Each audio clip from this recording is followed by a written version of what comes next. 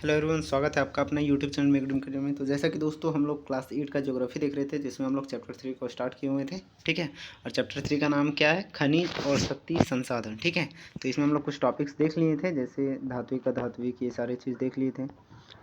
खनिजों का वितरण हम लोगों को देखना था। ठीक है, मतलब खनिजों का वितरण किस देश में कितना है, कौन सा है, ये सारे को देखेंगे आज हम लोग। तो चलिए क्लास को स्टार्ट करते हैं।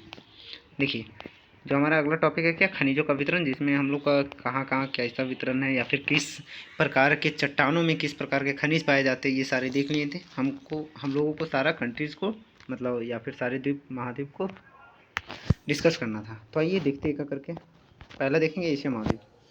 बोल रहा है कि चीन और भारत के पास विशाल लौह अयस्क है। क्या है? चीन और भारत के पास विशाल लौह अयस्क है।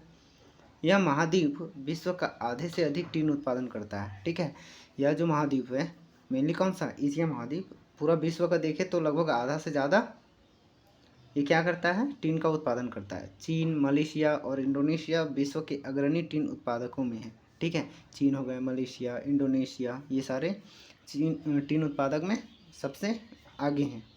चीन सीसा, एंटीमनी और टंगस्टन के उत्पादन में भी अग्रणी है। टीन में सीसा, एंटीमनी, टंगस्टन वगैरह का भी काफ़ी ज़्यादा उत्पादन किया जाता है। ठीक है, बोला एशिया में मैंगनीज, बॉक्साइट, निकेल, जस्ता और तांबा के भी निक्षेप है।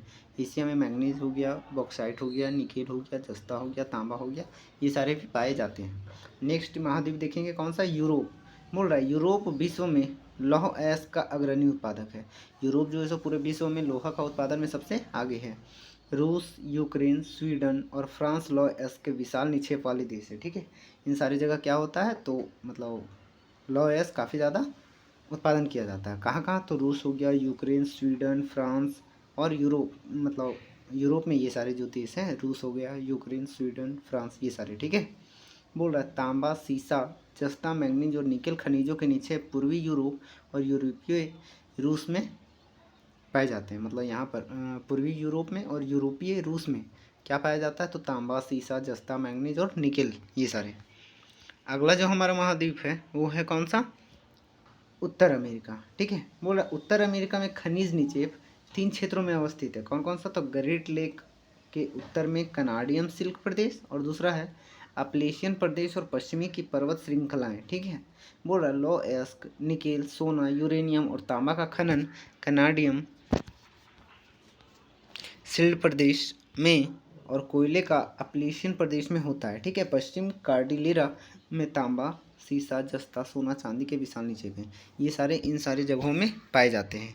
यही देखना था हम लोग को।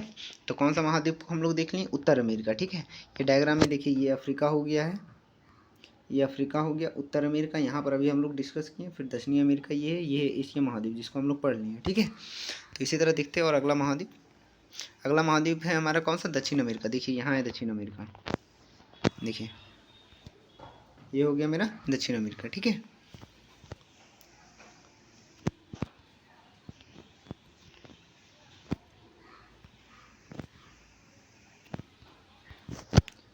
बोल रहा है ब्राज़ील विश्व में ऊंची कोटि के लौह अयस्क का सबसे बड़ा उत्पादक है। मतलब हाई क्वालिटी का अगर हम बात करते हैं लौह का उत्पादन में, तो सबसे आगे कौन है? ब्राज़ील है। ठीक है,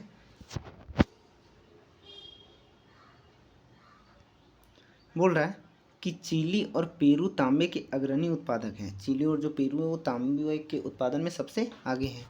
ब्राज़ील और बोलिविया विश्व में टीन के सबसे बड़े उत्पादकों में से एक हैं। ठीक है, बोल रहा है दक्षिण अमेरिका के पास सोना, चांदी, जस्ता, क्रोमियम, मैंगनीज, बॉक्साइट, अभ्रक, प्लेटिनम, एस्बेस्टस और हीरा के विशाल निक्षेप भी हैं। ठीक है, बोल रहा है खनिज तेल वेनेजुएला, अर्जेंटीना, चिली, पेरू और कोलंबिया में पाया जाता है।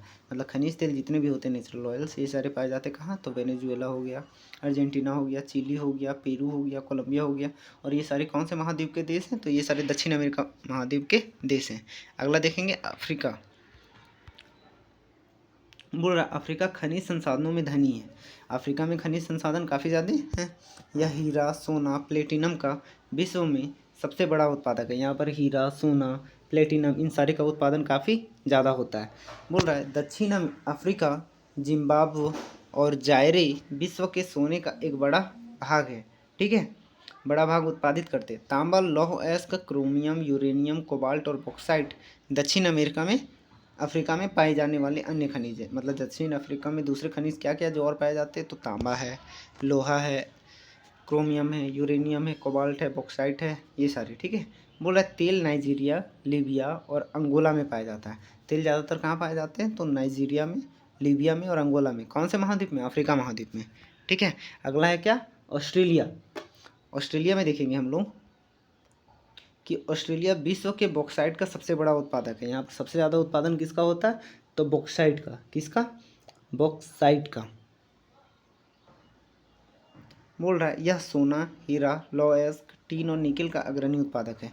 यहाँ पर सोना, हीरा, लोहा, टीन, निकेल, इन सारे का भी उत्पादन काफ़ी ज़्यादा मात्रा में होता है। यहाँ तांबा, सीसा, जस्ता, मैंगनीज भी संपन्न है।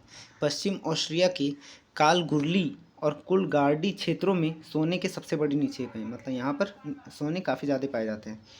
नेक्स्ट देखेंगे अंटार्कटिका महाद्वीप में। बोल रहा विभिन्न खनिज निक्षेपों पूर्वानुमान से कुछ संभवतः विशाल के लिए अंटार्कटिका का भूविज्ञान पर्याप्त रूप से सुप्रसिद्ध है। बोल रहा ट्रांस अंटार्कटिका पर्वत में कोयले और पूर्वी अंटार्कटिक के प्रिंस चार्ल्स पर्वत के निकट लोहे के महत्वपूर्ण मात्रा में निक्षेपों का पूर्वानुमान किया गया है। मतलब क्या बोल रहा है कि अंटार्कटिका का अगर भूविज्ञान का बात करते हैं हम, तो ट्रांस अंटार्कटिक पर्वत का बात करते हैं। कौन सा पर्वत, ट्रांस अंटार्कटिक पर्वत में, तो इसमें कोयला काफ़ी ज़्यादा पाया जाता है। ठीक है। और साथ ही साथ अगर हम पूर्वी अंटार्कटिक के प्रिंस चार्ल्स पर्वत का अगर बात करते हैं, तो यहाँ पर क्या पाया जाता है, लोहा काफ़ी ज़्यादा पाया जाता है।